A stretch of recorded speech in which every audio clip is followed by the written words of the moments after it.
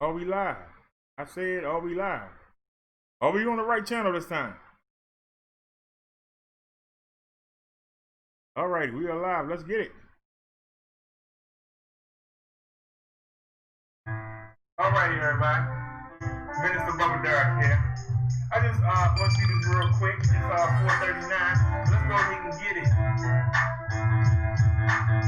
Let's just go ahead and get this. I'm going to drop it for you. Stop looking, listen. Please stop resisting. It's a new day. Let's try a new way. Jesus put an offer on the table, and everyone out there is now able to come home with God in your heart. You're never alone. If you believe me, you don't need that weed. Give Jesus a hug and put down those drugs. The victory over death is already won. So why are you picking up that gun? If this word is actually an effect, why do you need that alcoholic drink? Because the devil tells you, he rules you, he fools you. But the minister is here to school you. I'm here to preach. I'm here to teach. And it's you I'm trying to read through this song that I composed. When Jesus comes back, only God knows. Are you ready? Or are you sitting heavy? Are you ready? Or are you sitting heavy? You won't be if you follow me. Alright, come on with it now. Oh God, what can I say about thee? You still love us sinners and you offer your grace for free. I'm not worthy, but you still search me out of a life of sin. And with Jesus' help, I know I can win. I love serving my Lord. He opens the door to a relationship with God. This is the only way in. In the name of Jesus, I always pray and I lay myself as a footstool for the lost demons. I know that for it's not true to be a believer, but I'm not with my soul in the hands of the deceiver, a wicked devil who brings me for trouble. I put my desires in haste and I'm for reaching paradise. A day with no pain, no stress. You gave me the way, and now I'm blessed. You can test me, let the devil stress me. But baby, hell is one place I don't want to see. So stop, look, and listen. Please stop resisting. It's a new day. Let's try a new way. Are you ready, or are you sitting heavy?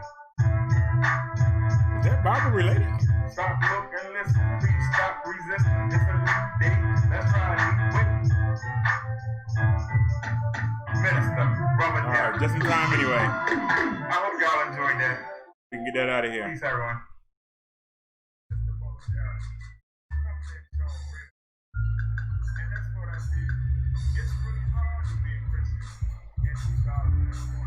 Yes, it is. Everybody seems to have a double stamp on us. And we don't get no respect in the world. We are considered weak. We are considered strong. We are considered dumb. But believing in the that bass is really high on this song. People have no moral. And you see what it wrote on to. We get no credit. So this is for those who are hanging, who are remaining, who are thinking on the team. Let's get it. Every day I dance before the Lord. So I stay connected to me like an extension cord. I walk upon the stripes as long as my name is in the book of life. Let my light shine. Let it broadcast worldwide. I let Jesus be my guide. And if he left me live another day, I'll continue to come to the people and say, stop being selfish, stop saying it, come to God. And start playing him. I roll with the Lord who's in control. Heaven is my goal. Ah, you beat me to it. I help my fellow man deal with the devil. He's a liar, he's a fraud. His desire is to keep me away from my God. The most people I come off as righteous, but if tempted, I might just do a few of the things that God can't stand. He frowns on. Every day, I've been reborn. I've been hit with many opportunities. I cannot remain in unity with the Holy Father. Sometimes I wonder, is it worth the bother? I remain devout, but it feels like I'm missing out. Most other people that I meet who lie, stealing cheap, ain't content, while Christians like me, our common friends struggling. It should be the other way around. I'm not complaining, but I can tell someone who's living it up to give it up when they're posting high. Going right is a headache. That's got to be a better road to take. You know, a middle ground. Praise Jesus to say things. I know who to follow me. I'm not debating, but what I'm waiting for. Satan's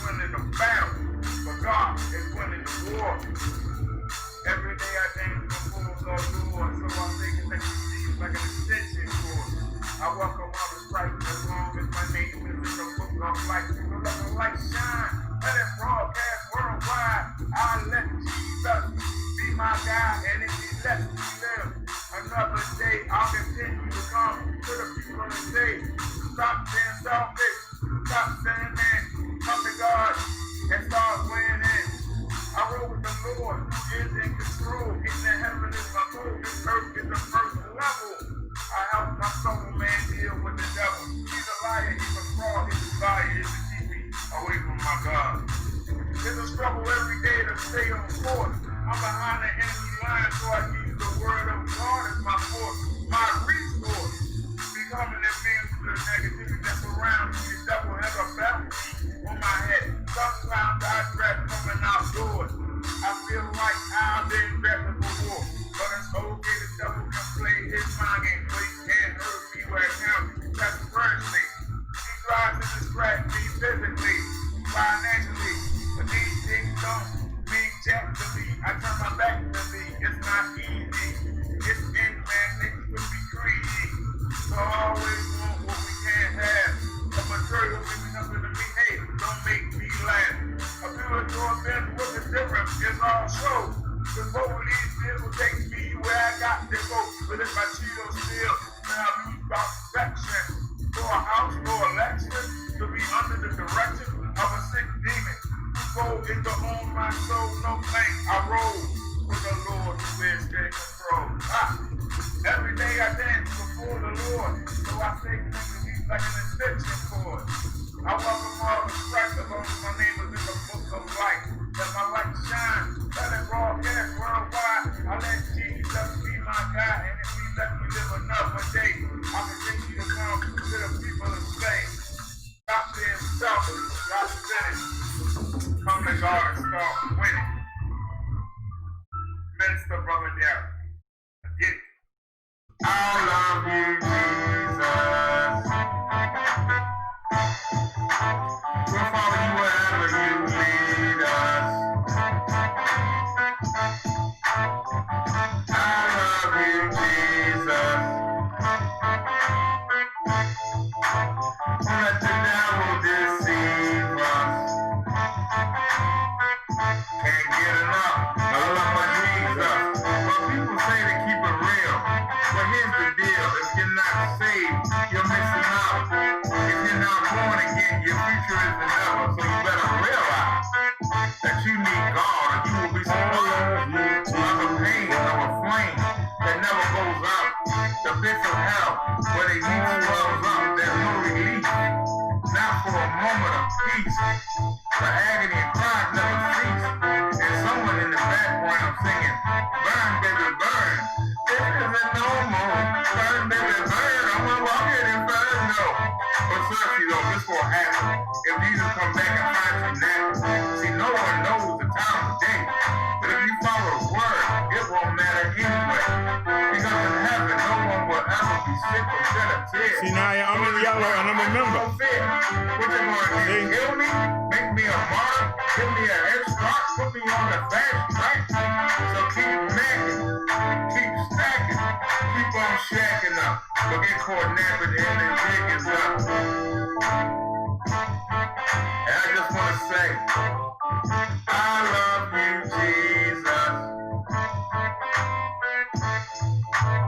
Follow you wherever you lead us. I love you, Jesus. Don't let that devil deceive us. I love you, Jesus.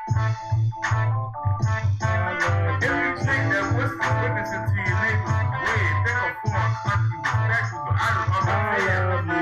Nations of people don't know God, only biblical concepts like a parallel God. Most Americans believe in one Lord, one superior being. Christians are born of souls by the millions, but we spend our time fulfilling the desires of our flesh. We won't give Jesus our best effort, but we ask for blessings that we don't deserve. And you wonder why our prayers are not heard. In church, you put down those you really admire. You know you have a desire to make that easy money.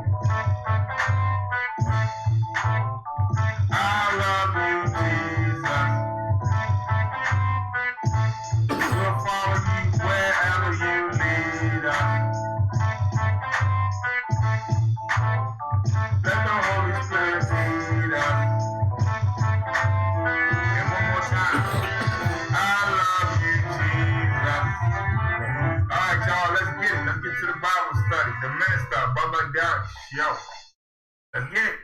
All right, y'all. Well, let's get it. I'm not 100% today. Y'all have to bear with me. I almost didn't come on. Thanks. Thank you, Liz, for staying on me. But we're going to get through this. Today's topic is we're going to look at the most famous father-son duo in the Bible.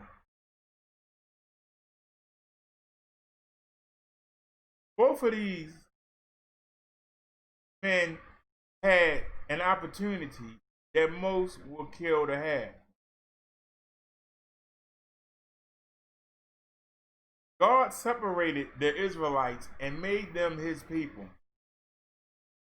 And he wanted to watch over them. The people got tired of God, I believe it was Jesus, in a cloud, watching their every move. How you doing, Liz? The people had already ticked God off, made him feel some kind of way, because when they were camped at the mountain, before Moses went and got the scrolls, God used to speak to them through a cloud. There'd be thunder and rumbling, and the people said that scared them. And that if God had a message for them, could he send it through Moses and let Moses deliver it? So they already, that's like number one that the people did. Then while Moses was up getting the 10 Commandments and blazing on the tablets, the people grew impatient and thought Moses wasn't coming back. So they turned back what they had learned in Egypt. And they were planning to go back there, beg Pharaoh to take them back. They made the one thing that God can't stand: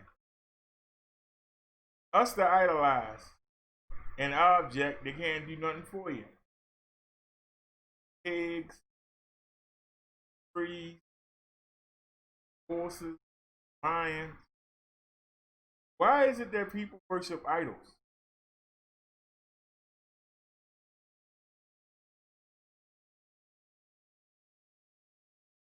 But this is what brought the people of Israel down. They had it all, and they couldn't hang on to it because they couldn't do the simple things they were being asked to do. They couldn't do it. We're going to look at a father and son. Now, Saul was the first king because the people slighted God again and said, we want to be like the other nations. The point of you being there was he singles you out from other nations. But in mind, there were other nations on the earth, but God singled you out to be his own. And what made you special, you didn't want. God didn't speak to the other nations, but he spoke to y'all. Y'all didn't want it. Now he's giving you the land of milk and honey. Everything is rosy. But now you're complaining because you want to be like the other kingdoms on earth. You want to be like the other people. And you want to have your own king. So you don't want God to talk to you. And then you don't want him to rule you. You want a regular human being that he created to rule. Really? But God gave him what they wanted. First king he gave him, his name was Saul.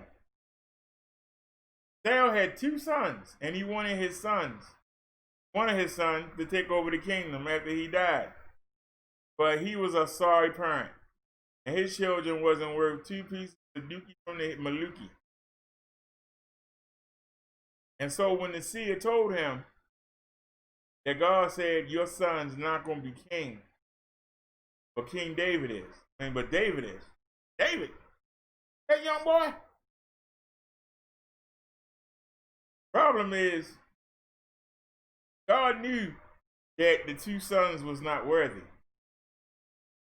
So he began to bless David. David was a shepherd. He watched the sheep, make sure they didn't get away, so they didn't get lost, make sure the wolves didn't get them. That was his job.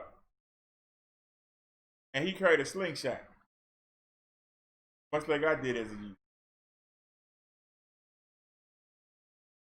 But God was with him, and God had a plan for David to be the king. There was a Philistine giant. Y'all heard the story. 8 foot tall. Everybody in the Israelite army was afraid. He was going around talking about he was the best thing when nobody gonna touch him. David took out his slingshot with a little bag of stones, and he hit the guy right dead in the forehead. And it went through his brain, and that big giant fell to the ground. So David became a hero, but Saul wasn't the king. But Saul made him the general of the army. And God was with David. And David went out to battle and won many wars. On one particular homecoming trip, King Saul, you know how they come out there on that like ledge and they wave to the people or whatever. And the people were cheating. Saul, King Saul has killed hundreds. King Saul. But David came through with the army. And the people started chanting, Saul killed hundreds, but Dave's killed thousands. Saul killed hundreds. So Saul became jealous of David and wanted to kill him. Even more so when the seer told him that neither of his 2 sons was going to be king after him, that David was going to be king. He chased David, trying to kill him. Finally, in a battle, because back in them days, you know, the president didn't hide out in the White House. Back in them days, he was on the front line. Well, King Saul got wounded and his sons got killed. He was mortally wounded, but he was still alive. And he tried to get his shield bearers to take him out. They wouldn't do it, so he did it himself. He took a sword and fell on it. So all 3 of them died. Saul and his 2 sons. So now David was clear to come take the kingdom. So now that you know how David got there, let's get to his story and then we'll get to his son Solomon. Now King David had a concubine of more than 400 wives. More than 400. But one day, he was looking out his window and he saw his best friend's wife bathing. He wanted her. This man got 400 virgins. Why he want this used up woman as his best friend? Just let that marinate. You got 400 wives. 400. How could you possibly sleep with a ball? Twice. That's a lot. And it's 365 days in a year. It would take you from January to the end of November to sleep with every one of them women. How can you get bored with them? But he don't want them women. He want his best friend's wife. Now I told you, in God's eyes, a woman can only have one husband. And unless that husband dies through natural death. But if you try to take out the husband so that you can get the wife, just like I told you, John the Baptist has said something to Herod's brother about it's not right because he had somebody killed so he can take his wife. And then that wife got her daughter to ask for John's head on the platter. That's how he died. Well, we're going to look at Bathsheba. That was her name. A woman so pretty that a man didn't want the 400 other women. What did she have that the 400 other women didn't have? I'm trying to figure it out. What made him get all jumpy when he got 400 faithful wives? Just waiting for him to come give him some attention. But he's worried about best friend. Let's take a look and see how lust for a woman took down this father and son duo. Two kings chosen by God, but couldn't live up to the standards. It's a lesson for us. Can we live up to God's standards? Are we fooling ourselves and thinking that just because we go to church, that just because we give to charity, are we foolish in thinking that we not going to sin? I'm just asking the question. Are we foolish in thinking that? Or you want to get that surprise? Close your eyes for the last time on earth. You wake up. Will you be in the upper echelon? Or will you be in baby hell? This is an example for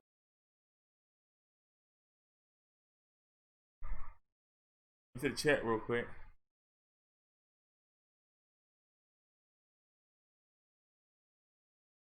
Naya and Liz are here. Nobody else is here? I appreciate y'all coming. Let's get to it, y'all. Did you get way down there? It was a the picture is nude. I don't want to show it. I don't know why they showing her breasts out, but I'm not gonna show it. Y'all want to go? Learn religion is where it is. Bathsheba was King David's most famous and controversial wife in part because their marriage came after an illicit extramarital affair at the height of David's reign over Judah and Israel. 1005 to 9005 before Christ. The story of Bathsheba and David has proved so enduring that religious commentators still debate the quality of the sin involved, and its plot has been borrowed for countless romance novels, movies, and daytime dramas. The story of David and Bathsheba is told in 2 Samuel 11 and 12, set against the backdrop of David's war against the Ammonites, a tribe from a region east of the Dead Sea that is now part of the present-day Jordan. 2 Samuel 11:1 records that the king sent his army out to wage war, but he himself stayed behind in Jerusalem. Obviously, David was secure enough on his throne that he no longer had a need to go to war to prove his military prowess. He could send his general instead.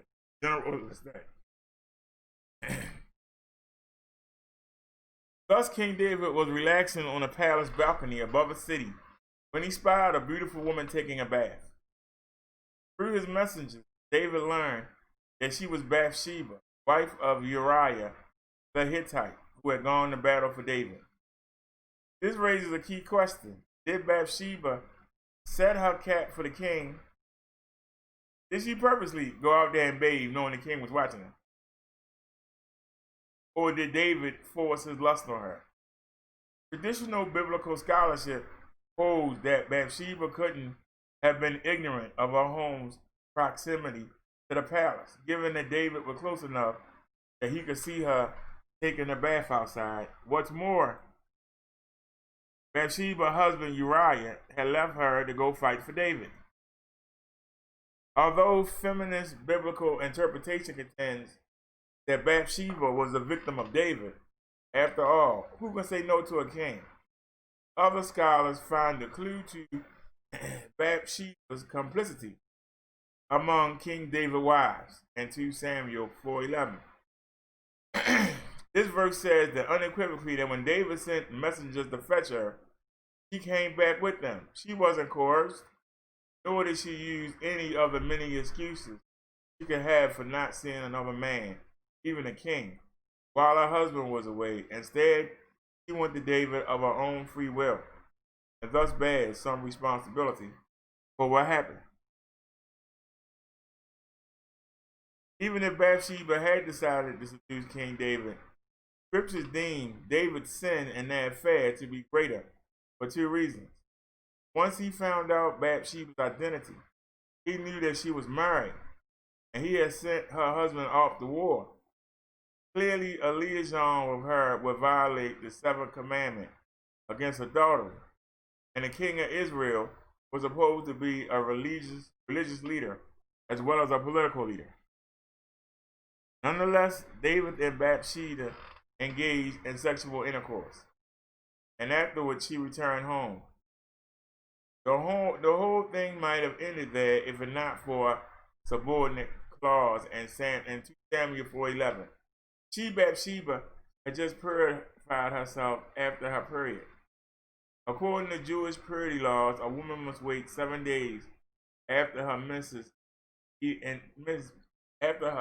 menstrual cycle ends before purifying herself ritually in a mikvah, a special immersion pool, so that she and her husband may resume sexual relations. The biblical text implies that this ritual purification was the bath that David saw Bathsheba taking. Depending on the length of a woman's period, this 7-day injunction before purification virtually guarantees that a woman will most likely be ovulating or close to ovulating when she resumes having sex. Consequently, Bathsheba and David had sex at one of the best possible moments for her to conceive, which she did with tragic results.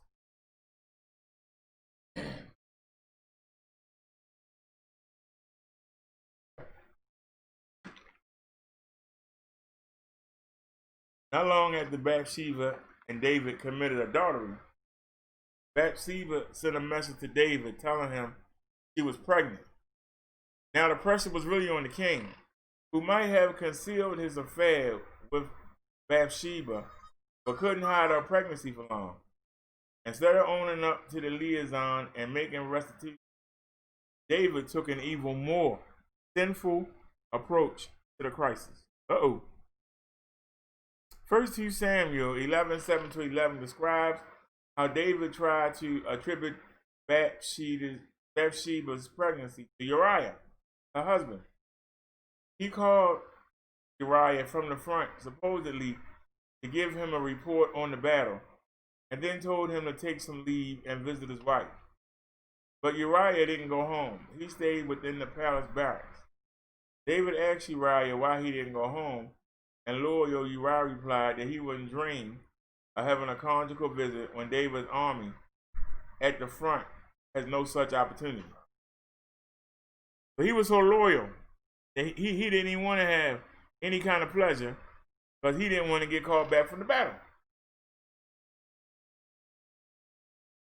Next described in 2 Samuel 12 and 13, David invited Uriah for dinner and got him drunk, figuring that intoxication will arouse Uriah's desire for Bathsheba. But David was forward again. Drunk though he was, Honorable Uriah returned to the barracks and not to his wife. At this point, David was desperate. Verse 15, David is described as writing a letter to his general Joab, telling him to put Uriah on the front lines where the fighting is fiercest, and then to withdraw, leaving Uriah undefended.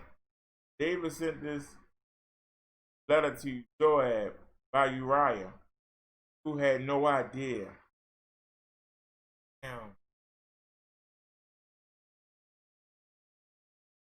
He had no idea he was carrying his own death sentence.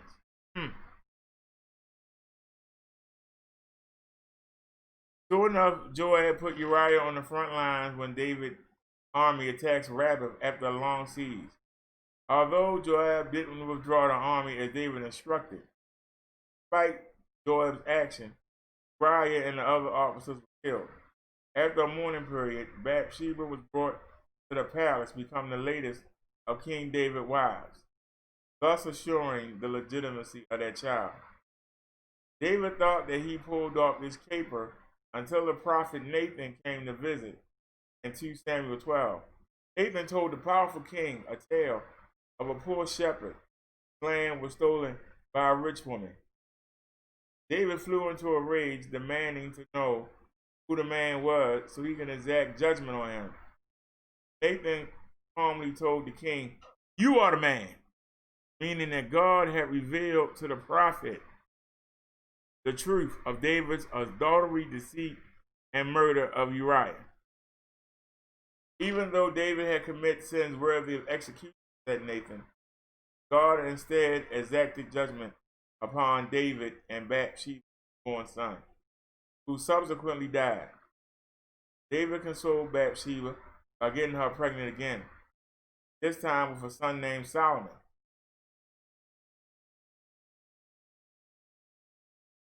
Although she seems passive at the beginning of her relationship with David, Bathsheba became King David's active support at the end of his life, as she secured David's throne for their son, Solomon, who was destined to become a wise, if flawed, ruler of Israel. But now David was old and feeble, and his oldest surviving son, Adonijah, attempted to usurp the throne before his father died. According to 1 Kings 1:11, the prophet Nathan urged Bathsheba to tell David that Adonijah was preparing to take the throne by force. Bathsheba told her aged husband that their only son, Solomon, remained loyal. So the king named Solomon his co-regent. When David died, Solomon became king after executing his rival, Adonijah. The new King Solomon valued his mother's help so much that he had a second throne installed for her, so she became his closest advisor until death. Then David and Bathsheba's story involved the ironic and subtle juxtapositions comparing Uriah, who was supremely faithful to his king comrades.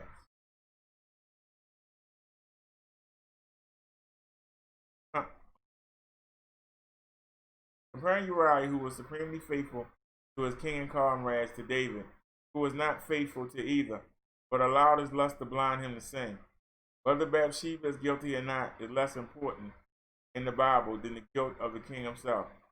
Nathan comes to David, not to Bathsheba, to point out the error of his ways.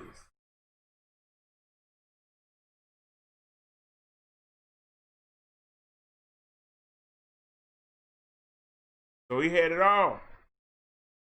And for a woman, he gave it up. Now, we covered the story, so I guess we don't need to read this. But this is the actual scripture. I think we got enough from the story. Okay, let's keep moving.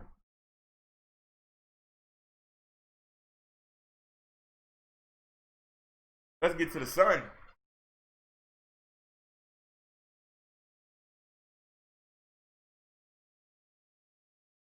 Let's get to the sun.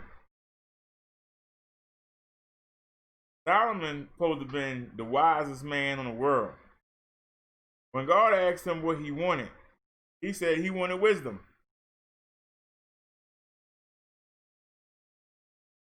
So let's get here. If he is so wise, why did he betray God? Plus, what the Queen of Sheba really asked him. Now, in our first story, let's go to stuff y'all said. My voice is betraying me today.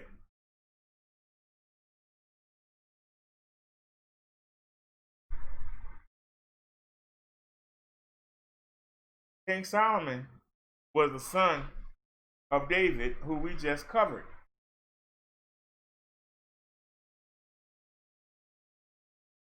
He built the temple.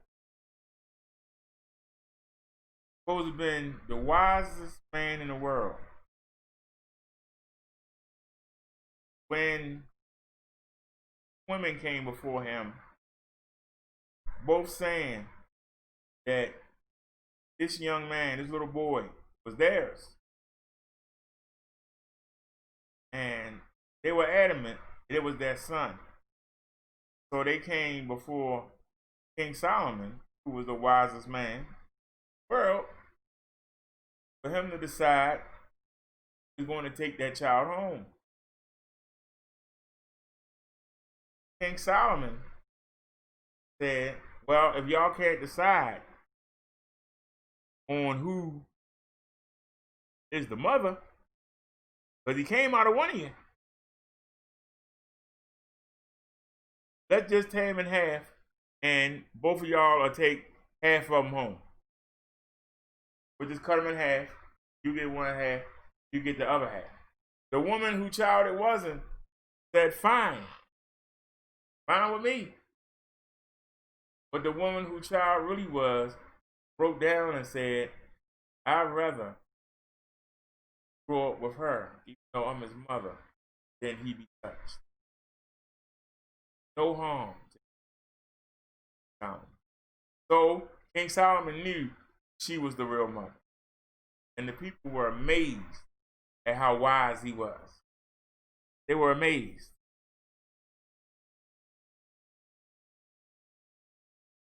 But as you'll learn from this, he would give them wisdom. But wisdom sometimes doesn't come with common sense. Wisdom sometimes doesn't come with loyalty. Wisdom sometimes doesn't come with faith. Because the one thing that the human being in his sinful nature will always do, no matter how dumb or smart they are, they will always rationalize what God asked them to do so they can do what they want to do. They will always rationalize. Know what the truth is, but allow their mind to talk to the truth so they can do what they want to do. So let's take a look at King Solomon. Like every building dedication in the 3,000 years since the temple opening has a big crowd too. Many dignitaries, long speeches, and bad weather. The cloud caused by the Lord's presence prevents the priest from performing the service. Solomon delivers a phenomenal speech, a long plea for God that is one of the most pervasive prayers in the Bible. The speech is Solomon begging God humbly but forcefully to just please pay attention. A skilled debater, Solomon begins by acknowledging that God doesn't have to dwell here in the temple or even notice the Israelites at all. He's God. He can do what he wants. Even the universe can't hold him. Solomon acknowledges, so it's silly to expect him to bother with this little house. Still, Solomon asks, could you please be merciful enough to open your eyes and ears to the prayers from the temple, to heed and forgive the worshiping Israelites. When an injustice has been committed, could you please listen and judge the evildoer? If the Israelites are defeated because they've abandoned you, but then repent, could you please answer their prayers? If there's a drought or famine or even mildew, and the Israelites beseech you for help, could you please take action? He goes on in this vein for quite a while, building up to his final prayer, which is the most compelling of all. When they sin against you, for there is no man who does not sin, and they repent and make supplication to you, oh, give heed in your heavenly abode to their prayer and supplication. What grabs me in that verse is the parenthetical, for there is no man who does not sin. The greatness of Solomon and of Solomon generally is forthright acknowledgement of human frailty. God has often been impossibly demanding, issuing perfectionist laws and smiting for even minor transgressions. Solomon, by contrast, marries the ideal and the real. His prayer doesn't claim that the fallible Israelites are better than they are, or try to pretend that they can follow God's law steadily. The other lawgivers, notably Moses, began with the presumption of perfect behavior and warned of the consequences of failure. Solomon begins with the presumption of failure, albeit well-meaning failure, and seeks mercy.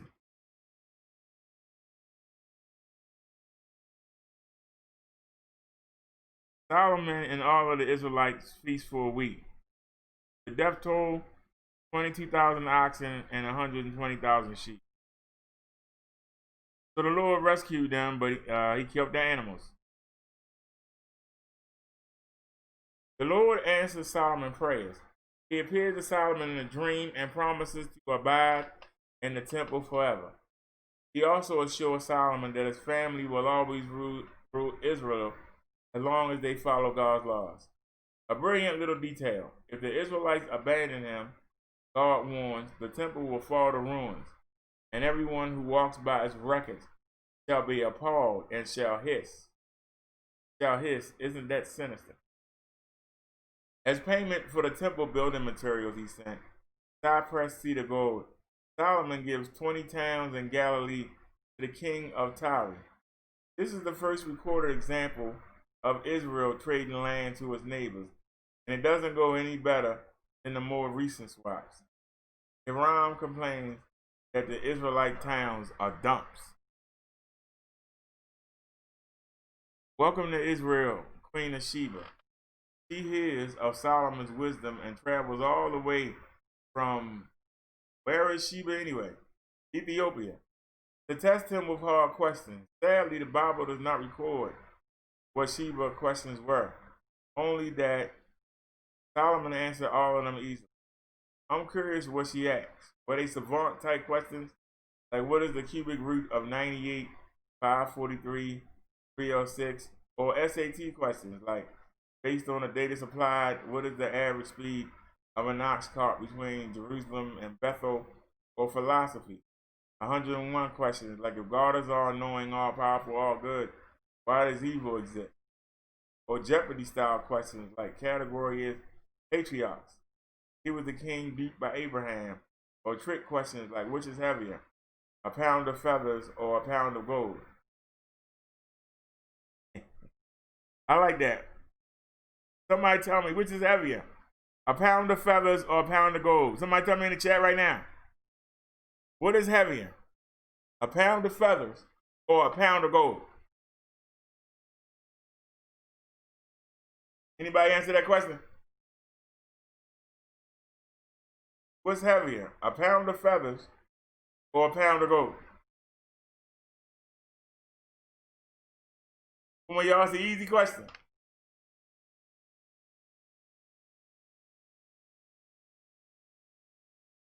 This says she be right back. Listen. Hello, anybody?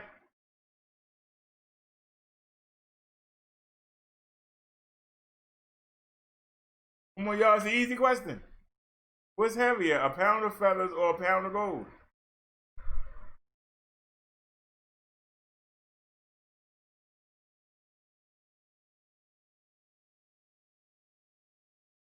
Anybody?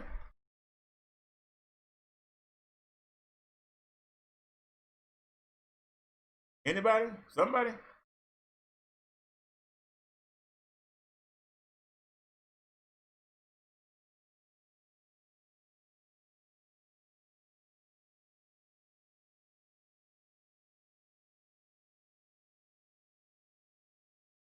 You already got the answer. It's on your screen.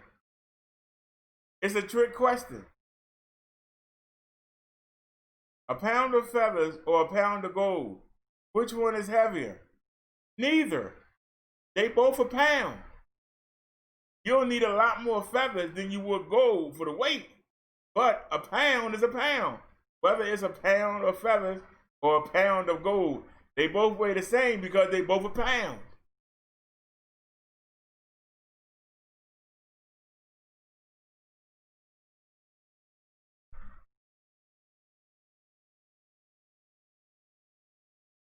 What do you think she asked them?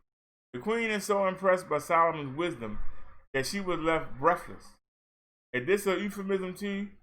Are we supposed to think she checked out more than his IQ? They lavish gifts on each other, then she heads home. Solomon is wise, but he's not frugal.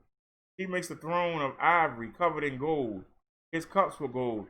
His knives and forks were gold, and thus probably got all bent out of shape by the dishwashers. Silver did not count for anything, and Solomon did.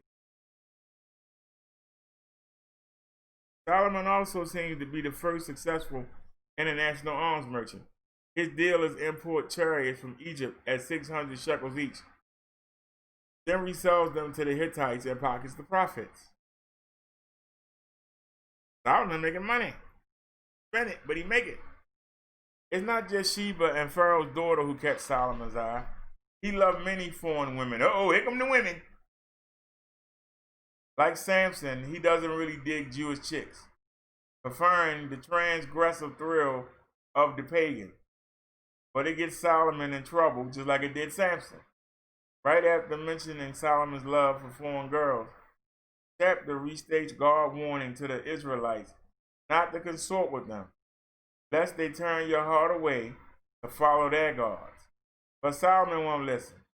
With 700 idol-worshiping wives and 300 infidel concubines, Solomon finds himself corrupted in his old age. He starts worshiping Ashtoreth and Milcom, and even builds shrines to.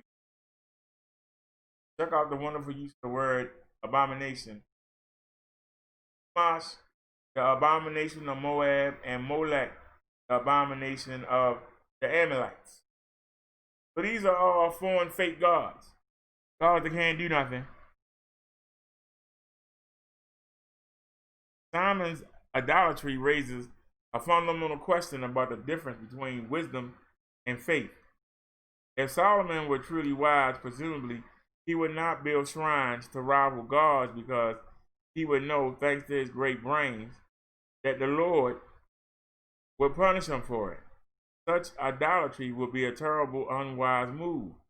The Bible clearly distinguishes Solomon's incomparable intellect from his unreliable faith. He's brilliant in the mind, but weak in the soul. The story of Solomon, in fact, could be seen as the opening salvo in the war that still rages between reason and belief. Oh, didn't I say that? How people can reason and rationalize anything to make it fit what they want. Which does God ultimately favor? As I argued way back in Genesis, God clearly feels fondly for clever people, particularly in the early books. He consistently favored smart people over moral ones, but now it's not so clear. God loves David more than Solomon, presumably, because David was always faithful to him. Yet not the whole story, because though God loves David better, Solomon's rewards are greater, richer. His land is peaceful. He builds the temple in the grand palace. And now consider the third variable. morality, which is separate from fidelity. Although David is more faithful than Solomon, he is also less good. David commits unspeakable immoral acts. See Uriah the Hittite. We just covered that. While backsliding Solomon lives a pretty righteous life, except for taking a few scalps at the beginning of his reign. Solomon lives well and reigns marvelously. Adding it all up, it does seem that the Bible considers David the winner. His unswerving faith counts more than Solomon's goodness and wisdom. Hey, is that it?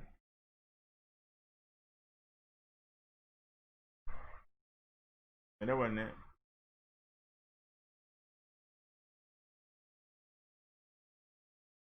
The Lord rages against Solomon's idolatry and vows to take away the kingdom from his descendants. Egged on by the prophet Ahijah, a man named Jeroboam rebels against Solomon. The Lord orders that Israel be split, for Solomon heirs ruling only Judah, while Jeroboam controls the rest of the country. This is the enormously high price the chosen people must pay for Solomon's idolatry. Because Solomon betrayed the Lord, the Israelites will lose their peaceable empire and sink into a horrible civil war. It doesn't happen just yet. Solomon chases Jeroboam out of Israel. While Jeroboam is exiled in Egypt, Solomon dies. His son, Rehoboam, becomes king of Israel. But he won't be for long, I'm guessing. I bet that Jeroboam's coming back.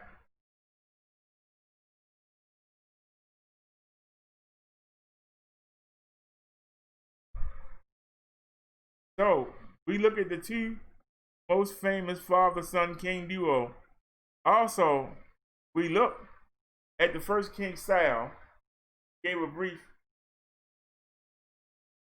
synopsis on him and how he did a terrible job raising his sons, that his sons were not worthy to be king, and that God wanted David to be king. Saul tried to kill David on numerous occasions. Sometimes David had to hide out in caves to hide from the men that were chasing him. But when on the same day, two sons and Saul dies, David was able to come and take over. He became second king. Even though he had a concubine with hundreds of wives,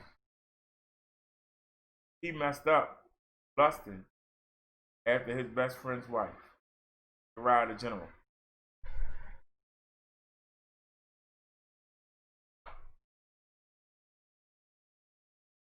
God didn't remove him from the throne,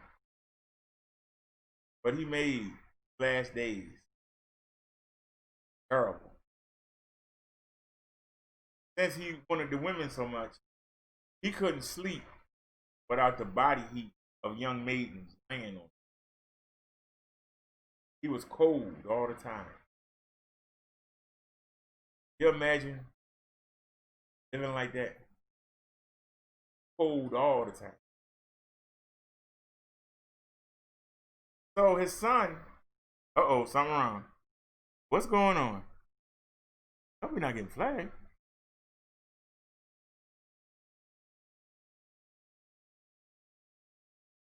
OBS is doing fine. Why are we spinning? Let me do a refresh. Come on now, I already feel like crap. We get through this.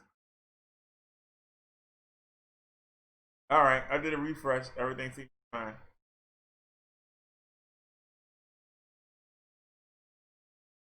Now you answered the same. So then, one of his other wives in the concubine had a son also. And he tried to overstep and make himself king. He's a son of David. He has the right. But God didn't want him. He wanted Solomon. So Solomon was able to become the king, and he killed his brother.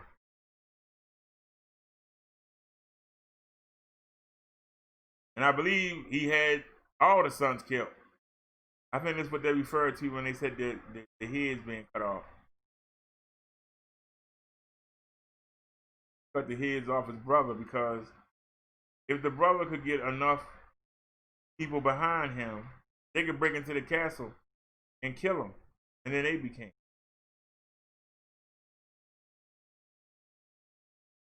But you see, the points that we can get from these men.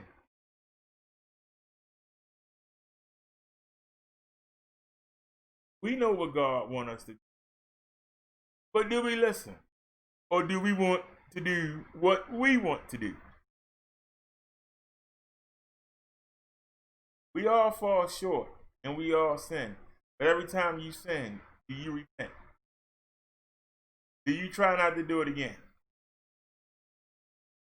If you know something is wrong, but it benefits you, do you say, well, I know this is wrong, but I'm going to get something out of it. I'm not going to say nothing. Let it go. These things. Setting something between you, Jesus, and God. The more you do it, the further you make that gap.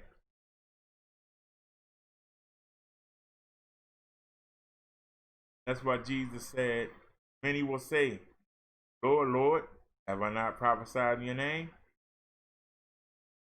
Have I not done many things? Your word? He gonna say, I don't know you. I don't know you. You ain't done nothing for me. You've done things to get favor with your fellow man. Well, ask your fellow man to keep you out this furnace of fire. Oh, they're going in with you. So how that's gonna work? How's that gonna work?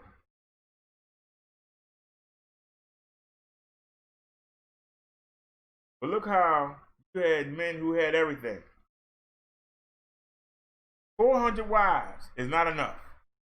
I wouldn't want to have 2 wives. They get on my nerves. Who want to listen to 2 women haggle and heckle? But see, back in them days, the women kept their mouth shut. Guess it wasn't bad then. You got 400, and how long it take for you to see somebody again? I've been sitting in there, but they're going 399 days waiting to see you again. What you mean you tired? Nah, son, we gonna do something tonight. I waited 399. Shut up.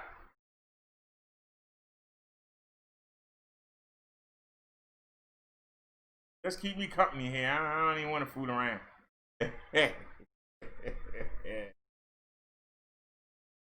Solomon had 700 wives. God darn. 700 wives. 700 wives. That's a lot of women. 700?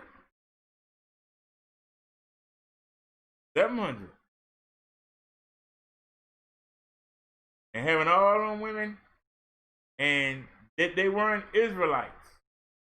He had a thing for foreign women, pagan women, the Hittites, the Jebusites. He wanted those kind of women. They got Samson in trouble with Delilah.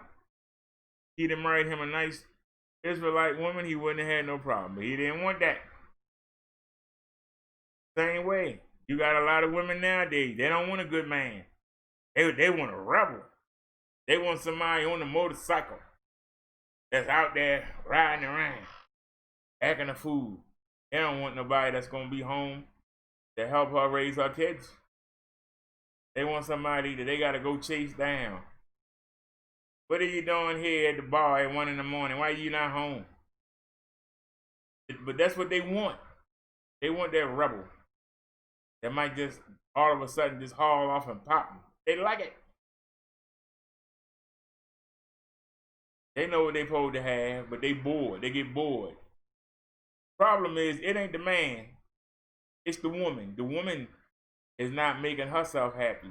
A man cannot make you happy. You gotta make yourself happy. And they work the same way in the reverse. Because if a man got a good woman, he should be glad he got a good woman. But instead, I want to sample something else that's out there. I want to see what else is out there. Take care of what you got.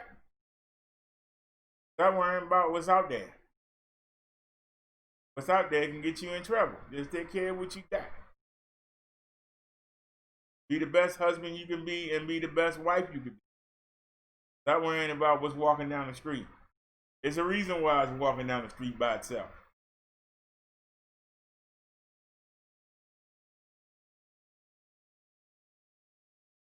Because you're going to get tired of that person.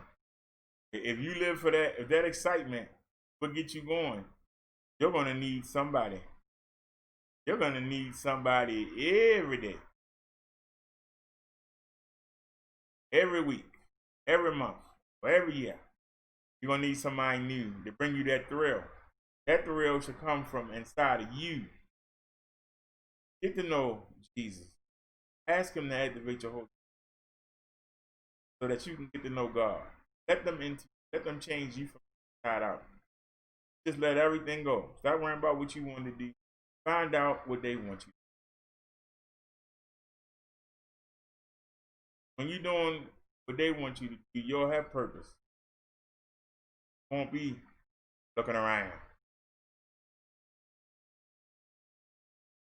My purpose is to come teach you every day. You don't see me looking around. Time is right. It's going to be right there.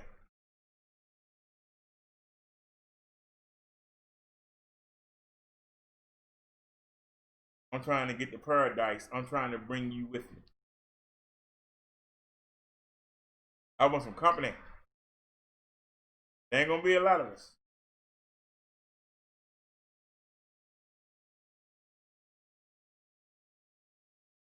For those of you who don't understand why we do these sermons,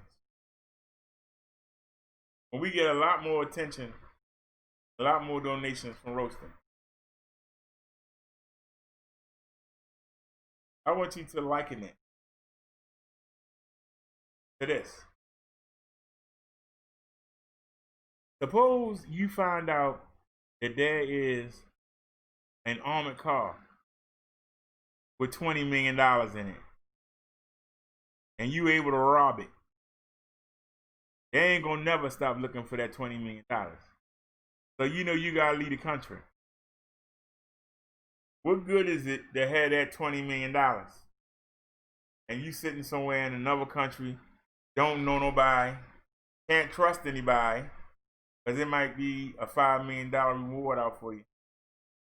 Don't know if somebody gonna try to rob you. But you got the money, but you can't spend it like you want to.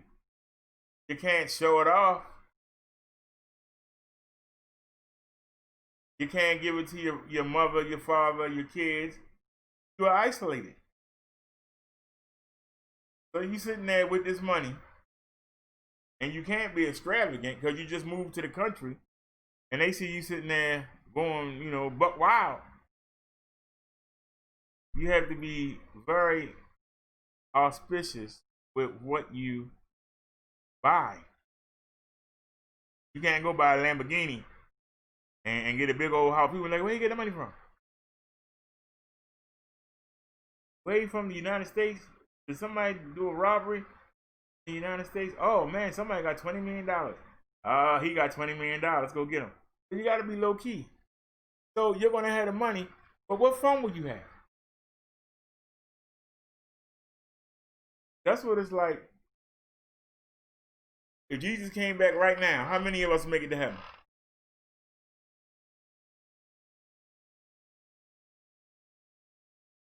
I would like to have somebody up there I know. They'd be like, we're here. We made it. And now look around. You know, I see Abraham, I see Moses, I see Solomon, I see David. You know, I'm like, I don't see nobody look like me. Everybody speak a different language. You're like, oh, wait, like what?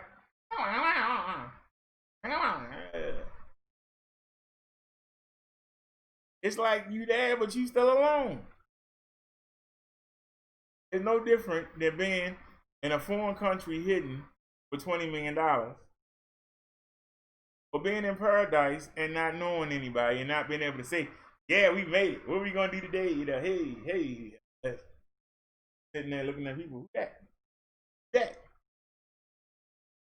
How come that man ain't got no head? Who that? So that's where I come.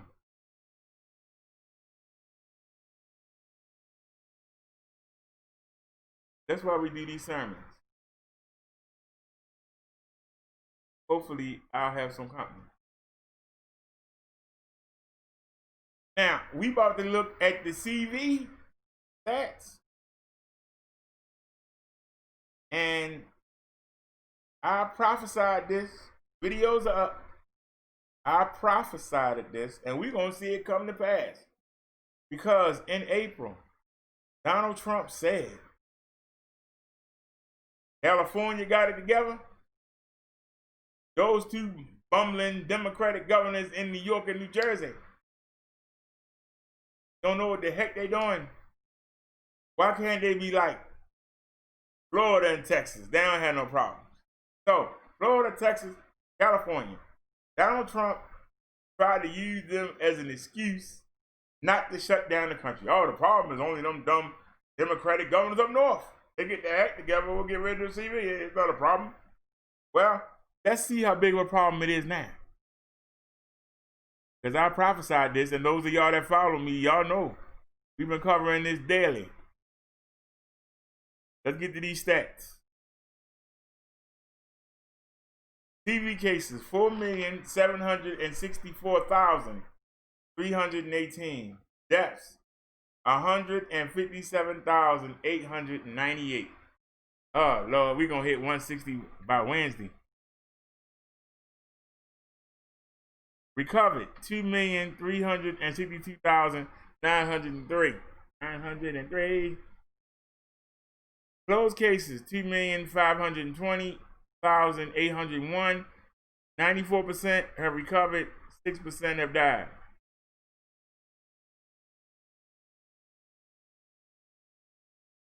All right, the numbers reset. Here we go. All right.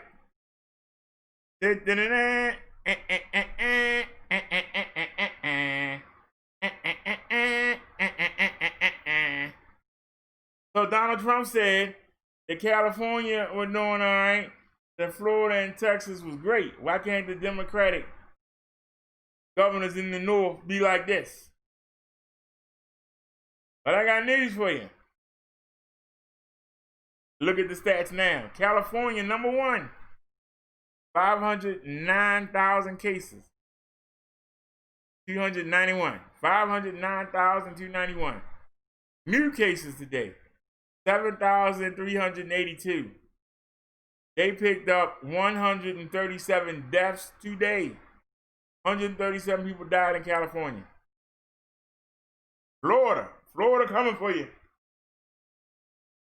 Florida, 480,028. They picked up 9,642. They lost 179 people in Florida today. Bringing up the rear is Texas. 449,746. They blew by New York. I told y'all they would. Damn, 6,720 new cases. They lost 268 people today in Texas. 268. But Donald Trump, out of his own mouth, said Florida and Texas is fine. New York, they picked up 643 cases. They lost 8 people today. But check it out. Remember Georgia? Georgia on my mind. They passed New Jersey. They passed the old number 2. Remember when Georgia opened up and Trump gave his approval? They opened up in April. Look at them now. 3,660 cases. 73 people died today in Georgia. I hope they had fun at the tanning salon, in the gym, and getting their nails and toes done, because look at you. New Jersey, they picked up 269. They lost 10 people today. Illinois picked up 1,639. They lost 8. Arizona picked up 2,992. They lost 53. North Carolina, they picked up 1,264 and lost 33. Massachusetts picked up 428, lost 17. Pennsylvania picked up 117,468. They picked up 681. Now, we was waiting to see if Louisiana, they didn't get no numbers today. Where Louisiana in?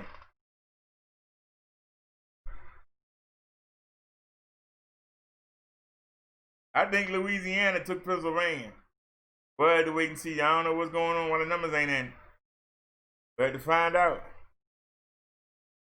Tennessee picked up 2,225. They lost 7. Ohio held.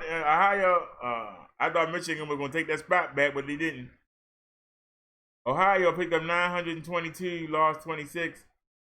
Michigan picked up 758, lost 7. Virginia picked up 913. They lost 41 today. South Carolina, what happened? What happened to South Carolina? South Carolina picked up 1,583.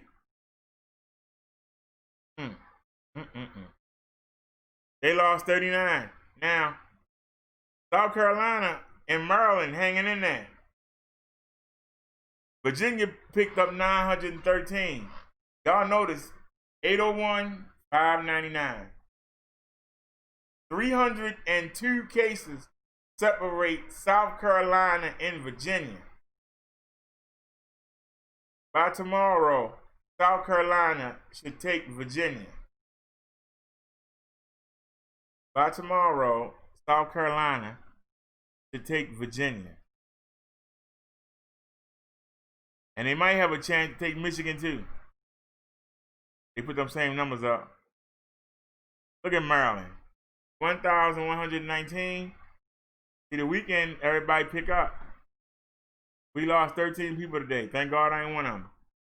Alabama trying to take us out, y'all. Alabama trying to take us out. Alabama is going to pass us by Monday. 1,626. 23 people died. Indiana, 968. They lost 6. Mississippi, M-I, a crooked letter, I, crooked letter, I, humpback, I. They picked up 1,134, and they lost 30. Washington State picked up 714. They lost 21.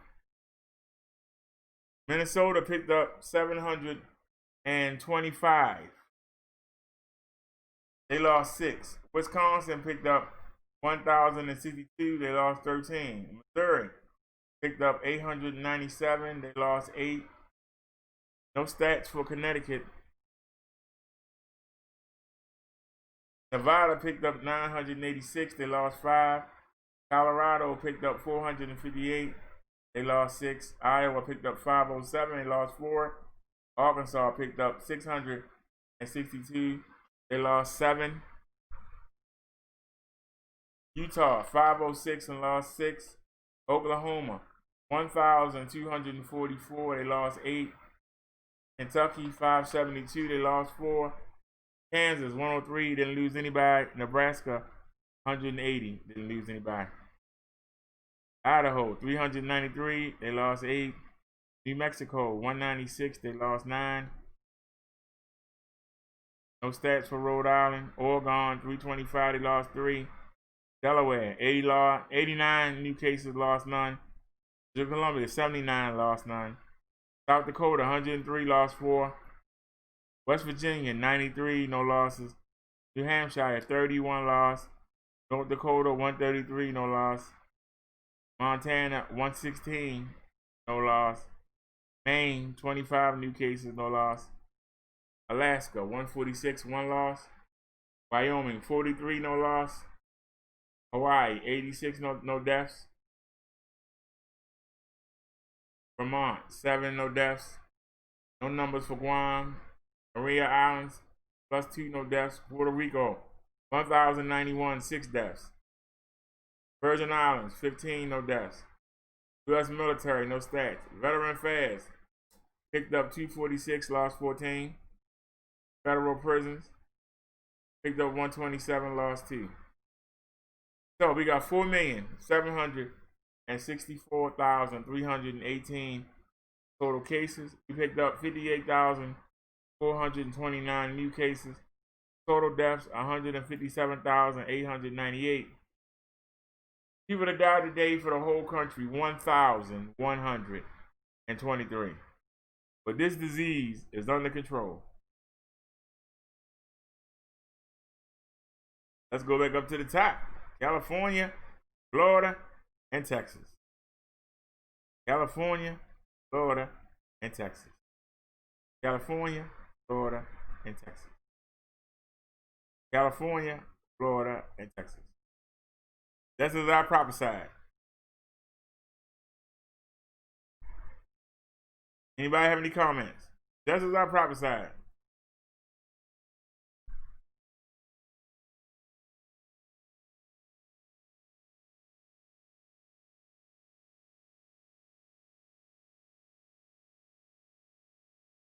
Alrighty, y'all. I feel like crap today. I just wanted to come give y'all something. Saturday sermon.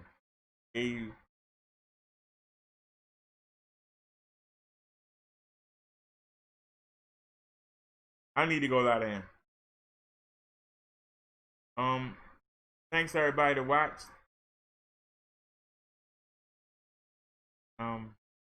If I feel better, I'll come back later on. So see your hangouts pop up. That mean I came back. But I gotta lay down right now. We got through it. Thank y'all for watching. As Naya would say, see y'all soon. And as I say, I'll see y'all later. Y'all have a good one. Watching everybody.